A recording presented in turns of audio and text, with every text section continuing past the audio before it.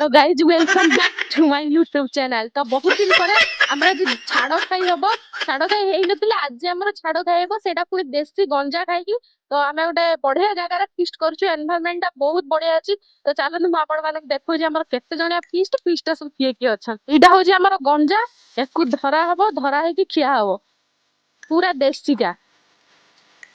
तो किछि समय पर यार चेहराटा पूरा पेंट शर्ट खुला है कि ताको पूरा वस्त्रहीन कर दिया जिवो।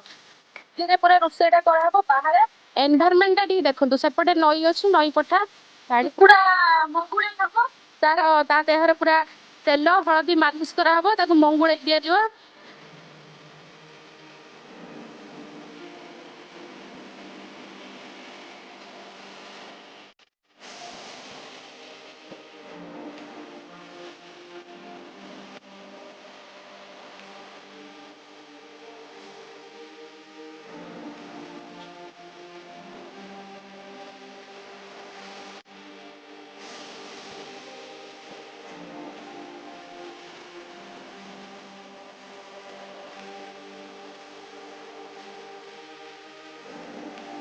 तो जाल दिया हबो पुणी ताको निया रे सेका हबो पूरा देसी स्टाइल रे आज पूरा बना हबो पूराटा देसी स्टाइल रे पूरा आळ दिया चलीछि सेपटे कुकुड़ा भी सेका चलीछि।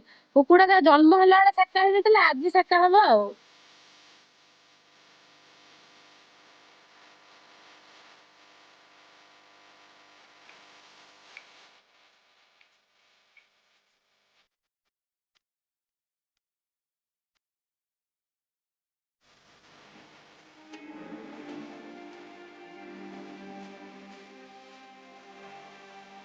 ताकू अळता लुगा दियो ताकू पानी रे गाधेई दियो कुकुड़ा जीव बे निया भीतर को हुड़ा हुड़ी से दियो।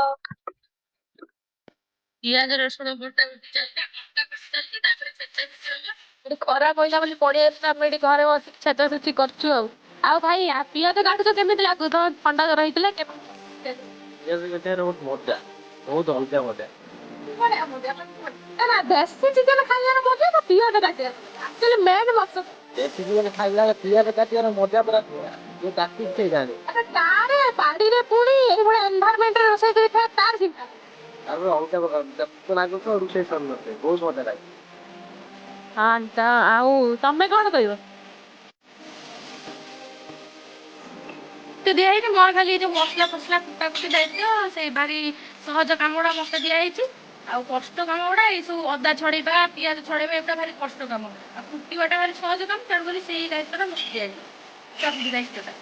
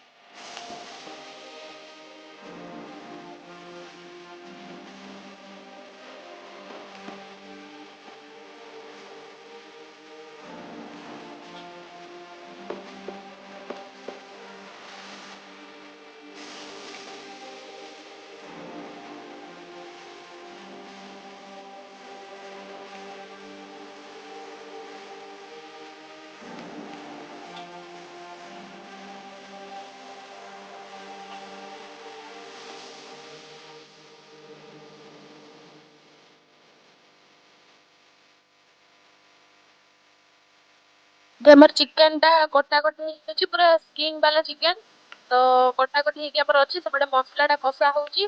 ମସଲା ପ୍ରାୟ ହେଇ ଆସିଲାଣି ଏବେ ଚିକେନ ପଡିବ ଆଉ କିଛି ସମୟ ଭିତରେ।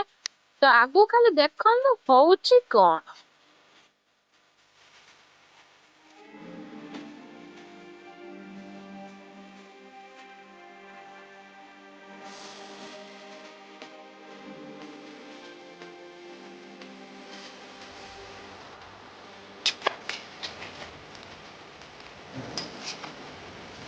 ହଉ।